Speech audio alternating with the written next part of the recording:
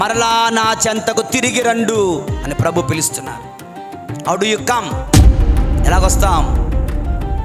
By attending the sacraments, by making good confession. పాప సంకీర్తనము ద్వారా మనం ప్రభుని చెంతకు తిరిగి రావచ్చు.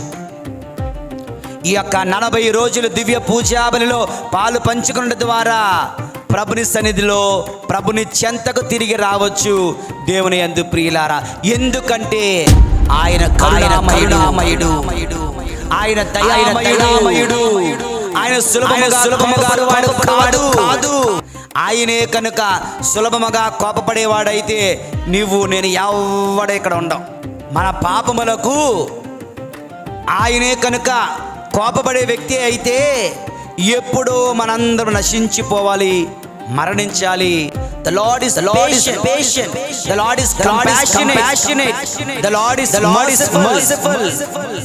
Slow to anger, abounding in love. You see, కోపగించడానికి స్లో, ప్రేమించడానికి ఫాస్ట్. కనుక అతని చెంతకు తిరిగి రండు. అనంతమైన ప్రేమ కలవాడు తాను నిశ్చయించుకున్నట్లు శిక్షింపక మన్నించి వదిలివేయువాడు. బెస్ట్ ఎగ్జాంపుల్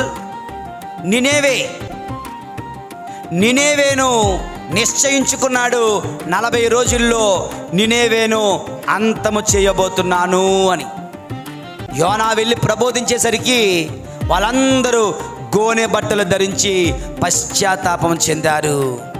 తాను నిశ్చయించుకున్నట్లు శిక్షింపక మన్నించి వదిలివేశా. దేవుని యందు ప్రియమైన సహోదరి సహోదరులారా, నిన్ను నన్ను కూడా ప్రభు తాను నిశ్చయించుకున్నట్లు మన పాపములను బట్టి శిక్షించక బహుశా మనల్ని మన్నిస్తారేమో, మనల్ని క్షమిస్తారేమో, మనల్ని దీవిస్తారేమో అన్న ఆశతో పశ్చాత్తాపం చెందుతాం.